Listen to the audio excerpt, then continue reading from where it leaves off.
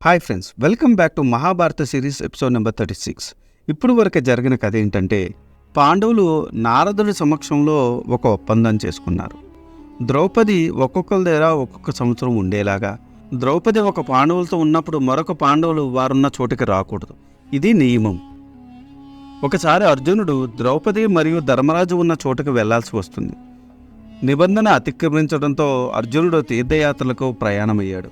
గంగానదీ తీరంలో అర్జునుడు చూసి ఉలూచి మోహించింది. తన కోరిక తీర్చేందుకు నాగలోకానికి వెళ్ళి ఉలిచేతో సంగమించడం ద్వారా ఐరావణుడు అని కొడుకు జన్మించాడు.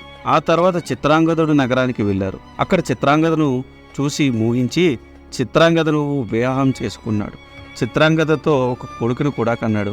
అతడి పేరు బబ్రువాహనుడు. ఆ తర్వాత ద్వారకకు చేరుకున్నాడు. అక్కడ సుభద్రను చూసి మోహించాడు. కృష్ణుడి ఆజ్ఞ మేరకు ఒక గుహలో అర్జునుడు సన్యాసి వేషంలో ఉంటాడు. బలరాముడు అది నిజం అనుకొని సుభద్రను సేవలు చేసేందుకు అక్కడ ఉంచుతాడు. శ్రీకృష్ణుడు సుభద్రకు అర్జునుడికి వివాహం చేశాడు. ఆ తర్వాత ఏం జరిగిందో తెలుసుకోవాలనుకుంటే ఈ వీడియోని స్కిప్ చేయకుండా లాస్ట్ వరకు చూడండి. అర్జునుడు బంగార రథం మీద సుభద్రను తీసుకుని వెళుతుంటే ద్వారపాలకులు చూశారు. వారికి సుభద్ర అర్జునుల వివాహం విషయం తెలియదు. కాబట్టి ఎవరో వీరుడు సుభద్రను తీసుకుని పోతున్నాడు అనుకుని అర్జునుడిని అడ్డగించారు. అర్జునుడు సుభద్రకు రథపగ్గాలు ఇచ్చాడు. తాను యాదవ వీరులతో యుద్ధం చేశాడు. వారిని ఓడించాడు. యాదవ వీరులు ఈ విషయాన్ని వెంటనే బలరాముడికి తెలిపారు. బలరాముడు యాదవులందరినీ సమావేశపరిచాడు. యాదవ వీరులంతా కోపంతో ఊగిపోయారు.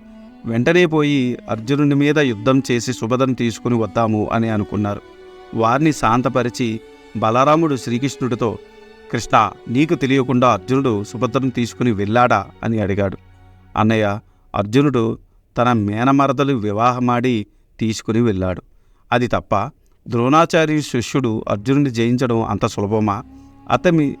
అతని పరాక్రమం తమరు స్వయంవరం సమయంలో చూడలేదా అని అన్నాడు. బలరాముడు ఏమీ చేయలేకపోయాడు.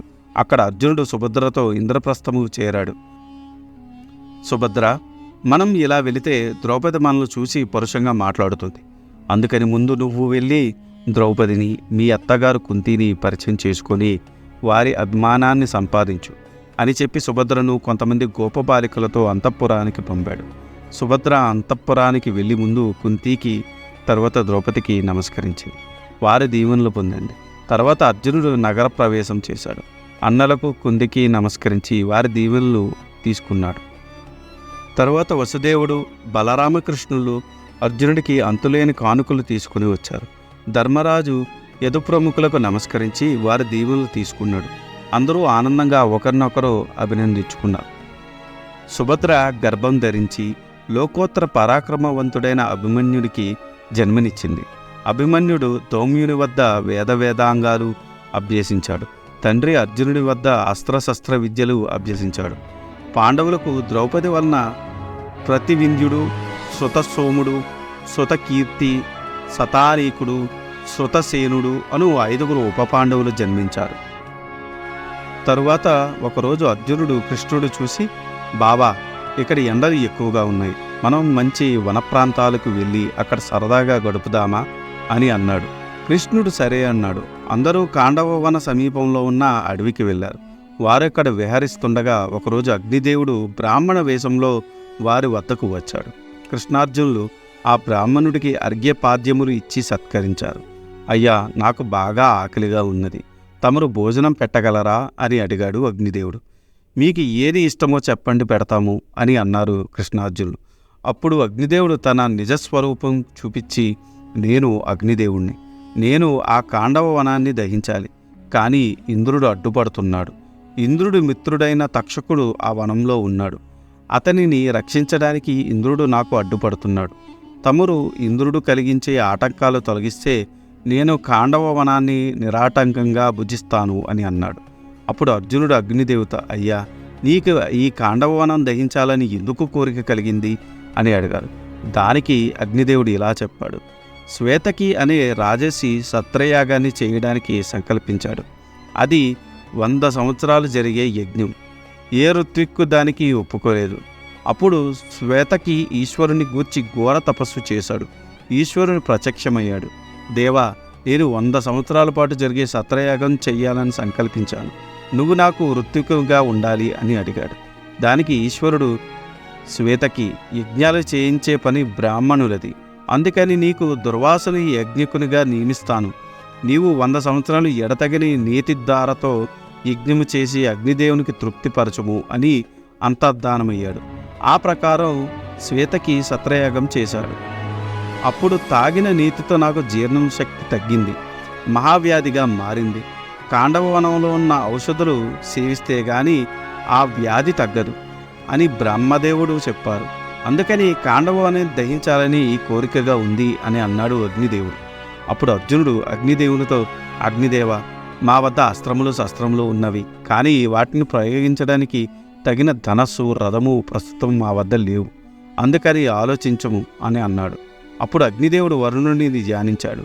వరుణుడు ప్రత్యక్షమయ్యాడు. వరుణ, నీకు బ్రహ్మదేవుడిచ్చిన ధనస్సు, అమ్ములపొది, రథాన్ని అర్జునుడికి ఇమ్ము, అలాగే చక్రాన్ని గదను శ్రీకృష్ణుడికి ఇమ్ము అని చెప్పాడు.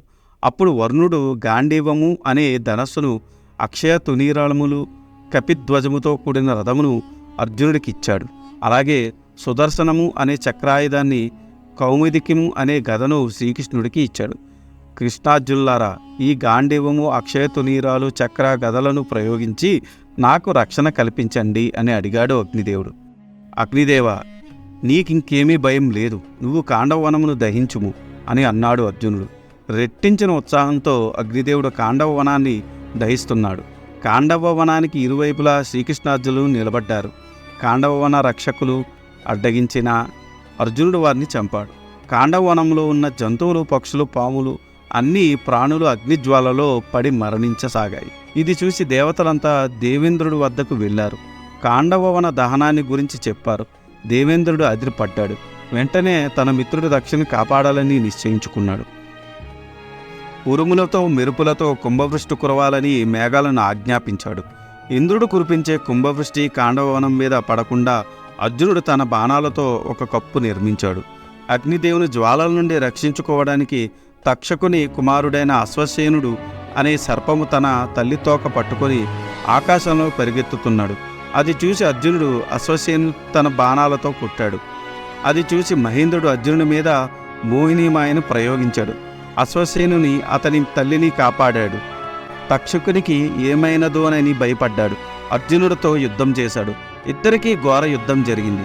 దేవేంద్రుడు తన కుమారుడి బల పరాక్రమాలకు సంతోషించాడు, కానీ తక్షకుని కాపాడడానికి వారితో ఘోర యుద్ధం చేస్తున్నాడు. ఇంతలో ఆకాశమని ఇలా పలికింది, దేవేంద్ర, వీరు భూమి మీద అవతరించిన నరనారాయణులు, వీరిని జయించడం నీకు సాధ్యం కాదు. తక్షకుడు ఇక్కడ లేడు, ఎప్పుడో తప్పించుకొని కురుక్షేత్రం వెళ్ళాడు అని పలికింది. అది విని దేవేంద్రుడు తన సేనలతో తిరిగి దేవలోకానికి వెళ్ళిపోయాడు. ఆ తర్వాత ఏం జరిగిందో తెలుసుకోవాలనుకుంటే మా ఛానల్ సబ్స్క్రైబ్ చేసుకుని బెల్ నోటిఫికేషన్ ఆన్ చేసుకుని పెట్టుకోండి. ఈ వీడియో కనుక మీకు నచ్చితే do like, share and subscribe. Thanks for watching. జై సనాతన ధర్మం.